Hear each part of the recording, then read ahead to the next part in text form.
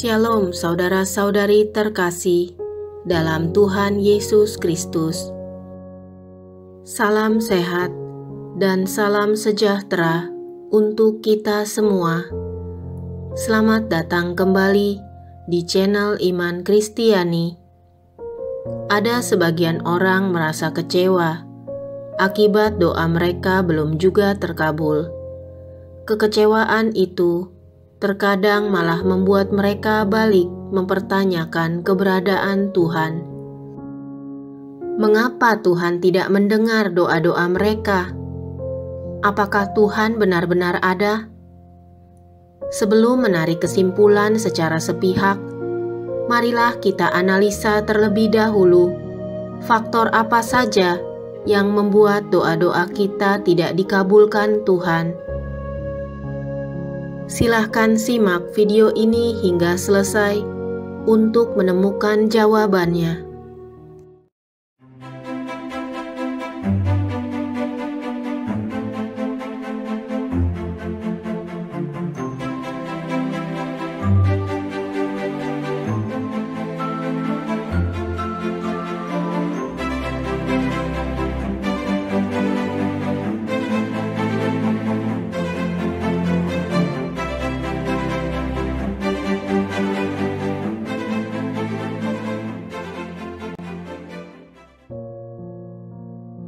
Beberapa faktor yang menyebabkan doa tidak terkabul.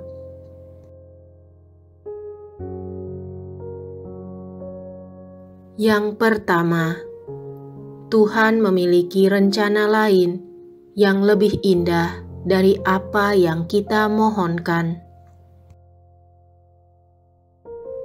Kitab Yesaya 55 ayat 8 sampai dengan 9 mengatakan, "Sebab rancanganku bukanlah rancanganmu, dan jalanmu bukanlah jalanku. Demikianlah firman Tuhan. Seperti tingginya langit dari bumi, demikianlah tingginya jalanku dari jalanmu, dan rancanganku dari rancanganmu."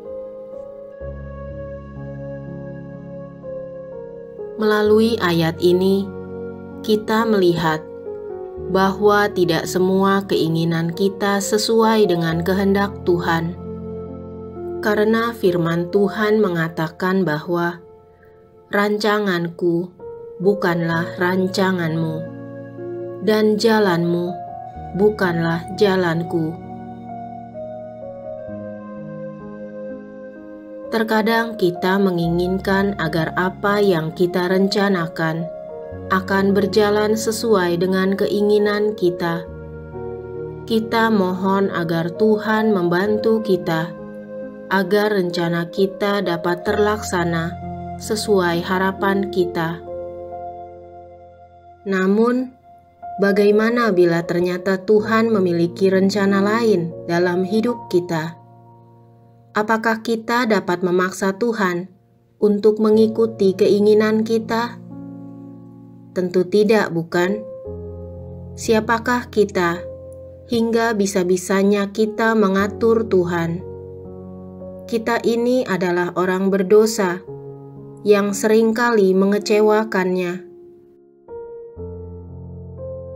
Meskipun demikian, Ia tetap mengasihi kita dan selalu memberikan yang terbaik bagi kita.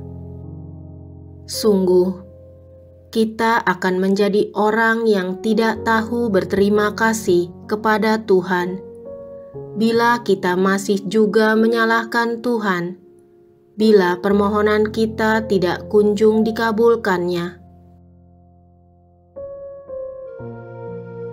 Itulah sebabnya kita perlu berserah diri di akhir doa-doa kita, karena sesungguhnya kita berdoa bukan untuk memaksa Tuhan mengabulkan semua permohonan kita, tetapi kita mau menyerahkan seluruh harapan dan permohonan kita kepadanya. Kita serahkan kepada Tuhan karena kuasa Tuhan jauh lebih besar dari kemampuan kita. Dengan menyerahkan harapan dan permohonan kita kepada Tuhan dalam doa, hati kita akan merasa tenang, karena kita telah meletakkannya di tangan yang paling tepat dan paling berkuasa. Jangan pernah merasa kecewa bila permohonan kita belum terkabul, karena sesungguhnya Tuhan lebih tahu yang kita butuhkan daripada diri kita sendiri, karena masa depan kita ada di dalam tangan Tuhan. Kita hanya bisa memikirkan tentang masa kini, sedangkan Tuhan memikirkan masa depan yang tidak mampu kita lihat saat ini.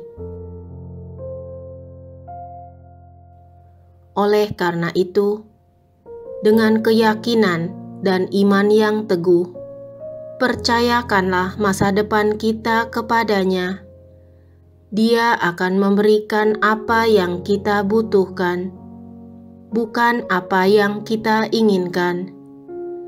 Bila permohonan kita belum terkabul, yakinlah bahwa Tuhan memiliki rencana lain yang jauh lebih indah dari apa yang kita pikirkan. Suatu saat nanti, kita akan melihat pelangi kasih-Nya, dan saat itu kita akan sadar bahwa rancangan-Nya sungguh indah dari apa yang kita pikirkan. Seperti tertulis dalam kitab 1 Korintus 2 ayat 9 yang berbunyi, "Tetapi seperti ada tertulis, apa yang tidak pernah dilihat oleh mata dan tidak pernah didengar oleh telinga, dan yang tidak pernah timbul di dalam hati manusia, semua yang disediakan Allah untuk mereka yang mengasihi Dia."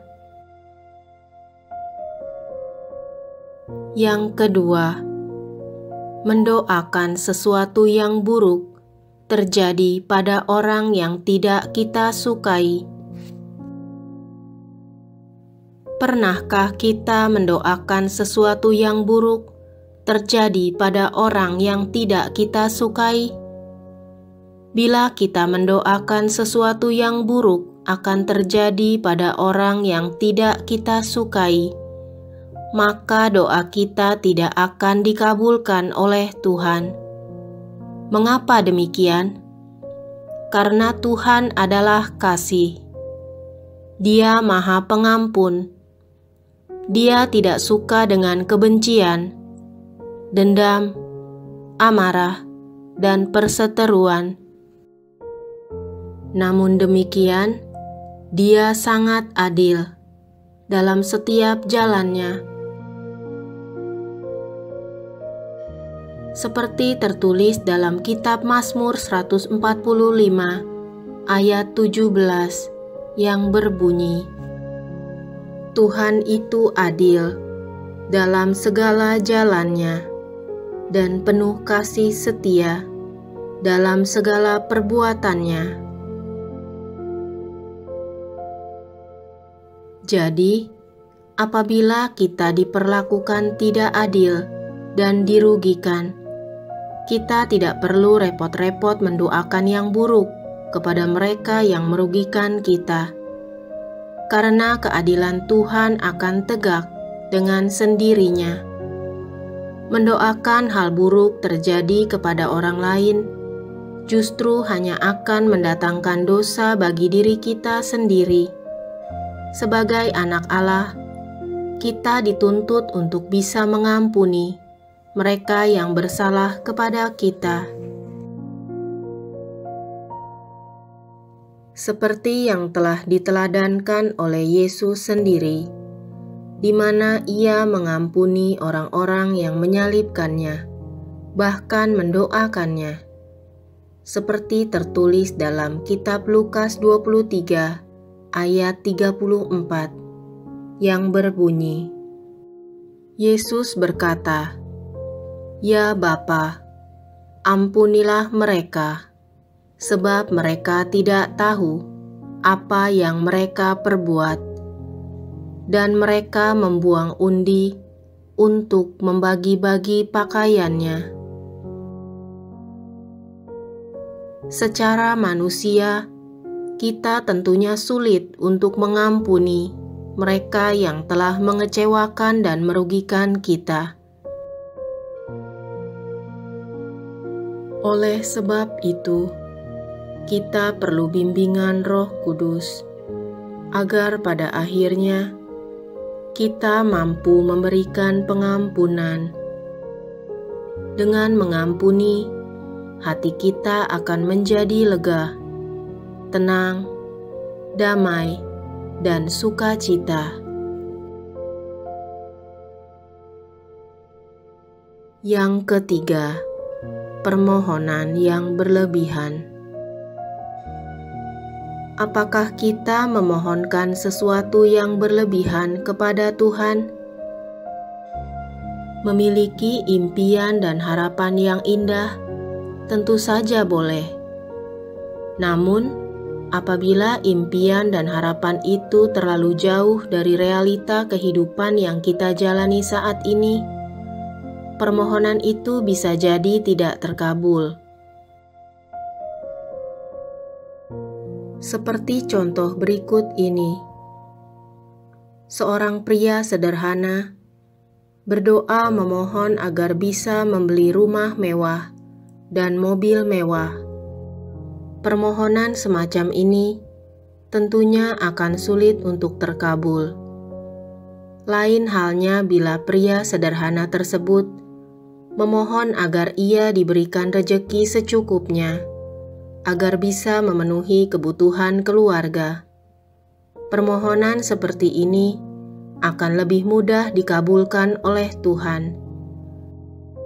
Jadi, dalam doa sebaiknya jangan memohon sebuah kemewahan dan harta kekayaan melimpah, tetapi mohonkanlah rejeki secukupnya, kesehatan, pekerjaan yang layak, kebijaksanaan, kesabaran, dan hal-hal positif lainnya yang tidak terkesan berlebihan.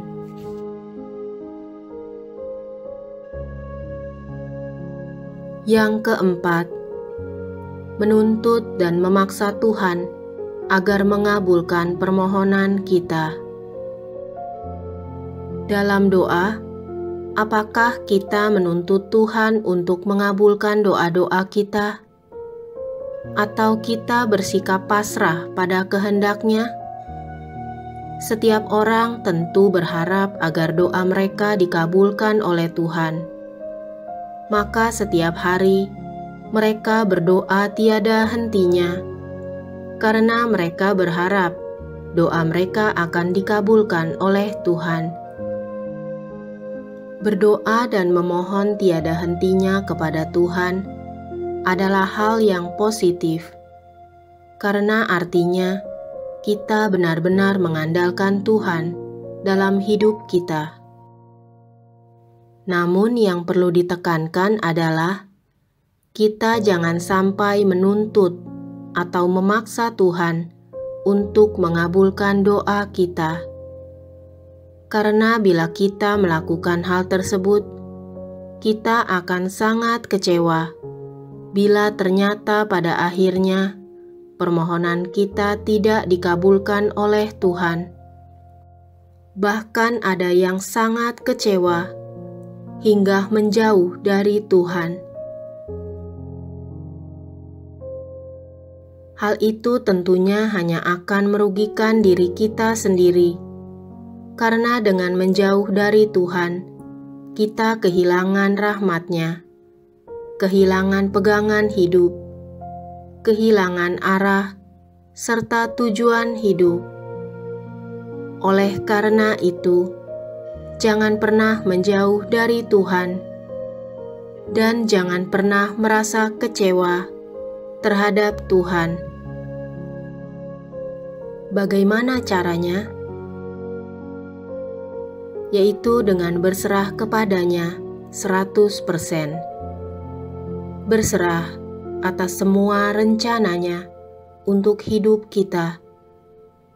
Di saat kita sudah membawa seluruh permohonan dan harapan kita kepadanya, kita berpasrah diri atas apa yang akan terjadi selanjutnya. Sebagai manusia lemah, dengan menyerahkan doa dan segala permohonan kita kepada Tuhan yang Maha Kuasa, artinya kita telah melakukan upaya terbaik, selain tetap berusaha semaksimal mungkin dalam meraih harapan itu. Bila Tuhan mengizinkan doa kita terkabul, kita akan melihat jalan keluar yang akan dibukakan Tuhan secara ajaib bagi permohonan kita. Namun bila Tuhan memiliki rencana lain, kita harus belajar patuh dan taat pada kehendak Tuhan. Belajar untuk mengalami kasih Tuhan lebih dalam lagi, dengan menyingkirkan segala keegoisan dan ambisi kita, menuju penyangkalan diri yang sejati. Seperti saat Yesus berdoa di Taman Getsemani, yang tertulis dalam kitab Matius 26 ayat 39, yang berbunyi, "Maka ia maju sedikit, lalu sujud dan berdoa.